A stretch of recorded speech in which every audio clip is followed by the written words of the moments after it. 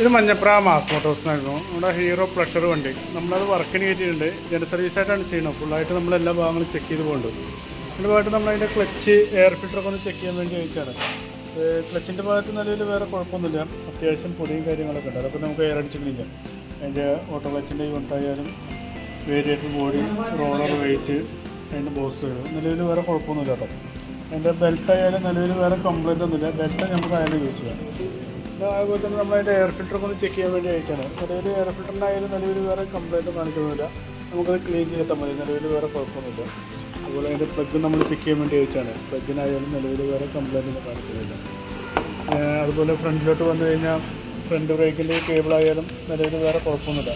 പിന്നെ speedometer working അല്ല. സ്പീഡോമീറ്ററിൻ്റെ main complaint പറഞ്ഞു കഴിഞ്ഞാൽ അതിൻ്റെ മീറ്ററിൻ്റെ കംപ്ലയിൻ്റ് ആണ് കേട്ടോ. മീറ്ററിൻ്റെ അവിടെ സ്വിച്ചൊക്കെ ആയിട്ടാണ്. അപ്പോൾ മീറ്റർ മാറ്റിക്കഴിഞ്ഞാലാണ് റെഡി ആവുള്ളൂ. മീറ്റർ മാറ്റുന്ന കൂട്ടത്തിൽ തന്നെ അതിൻ്റെ കേബിളും വീലിൻ്റെ ഉള്ളിൽ തന്നെ ഈ ഒരു ക്രൗണും പിനിയനും മാറ്റിക്കഴിഞ്ഞാലാണ് മീറ്റർ കറക്റ്റായിട്ട് വർക്കിംഗ് ആവുള്ളൂ.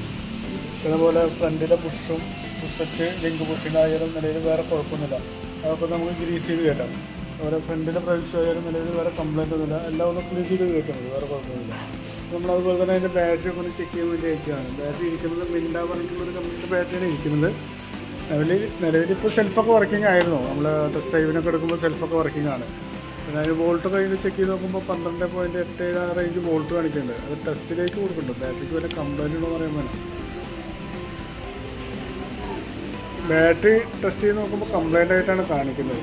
ഇപ്പോൾ ഒരു പക്ഷേ രാവിലത്തെ സ്റ്റാർട്ടിങ് കംപ്ലയിൻ്റ് ഒക്കെ കാണിക്കുന്നത് ചിലപ്പോൾ ബാറ്ററിയുടെ ആയിരിക്കാം. അപ്പോൾ കൂടുതൽ എന്തെങ്കിലും പ്രശ്നം കാണിക്കുകയാണെന്നുണ്ടെങ്കിൽ സെൽഫിൻ്റെ കംപ്ലയിൻ്റ് എന്തെങ്കിലും സ്റ്റാർട്ടിങ് കംപ്ലയിൻ്റ് കാണിക്കുകയാണെന്നുണ്ടെങ്കിൽ നമുക്ക് ആ ബാറ്ററി മാറ്റി കളഞ്ഞാൽ മതി കേട്ടോ. ബാറ്ററി നിലവിൽ കംപ്ലയിൻ്റ് ആയിട്ടാണ് കാണിക്കുന്നത്. പിന്നെ വേറെ അങ്ങനെ പറയത്തൊക്കെ വേറെ കംപ്ലയിൻ്റ് ഒന്നുമില്ല. പിന്നെ നമ്മളതിൻ്റെ എഞ്ചിൻ ഓയിൽ ചെക്ക് ചെയ്ത് കഴിഞ്ഞപ്പോൾ എഞ്ചിൻ ഓയിൽ നമുക്കത് മാറ്റാറായിരുന്നു കേട്ടോ. പിന്നെ ഇവിടെ ഈ സ്റ്റിക്കിൻ്റെ ഈ ഭാഗം പൊട്ടിപ്പോയിരിക്കുകയാണ്. അത് കറക്റ്റ് ലെവലിൽ നമുക്ക് അറിയാൻ പറ്റുന്നില്ല. അപ്പോൾ നമുക്ക് ഈ ഓയിൽ സ്റ്റിക്ക് ഉണ്ടെങ്കിൽ നമുക്ക് അതുകൂടി ഒന്ന് മാറ്റിയിടാം കേട്ടോ. അപ്പോൾ നമുക്ക് എന്തായാലും മാറ്റണം. ഓയിലോട് മാറ്റിയിട്ട് വേണം നമുക്ക് റീസെറ്റ് ആക്കാം.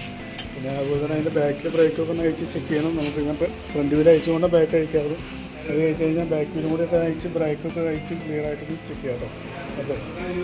പിന്നെ വണ്ടി ഓടിക്കുമ്പോൾ ഹാൻഡിൻ്റെ ടൈറ്റ് ഫീൽ ചെയ്യുന്നോ പറയണം. നിലവിൽ വേറെ കുഴപ്പമൊന്നും കാണിക്കുന്നില്ല. ഫ്രണ്ട് വീല് കുറച്ച് എയർ കുറവുണ്ടോ അതിൻ്റെ ഒരു പ്രശ്നം കാണിക്കുന്നില്ല. അല്ലാതെ നിലവിൽ വേറെ കുഴപ്പമൊന്നുമില്ല കേട്ടോ.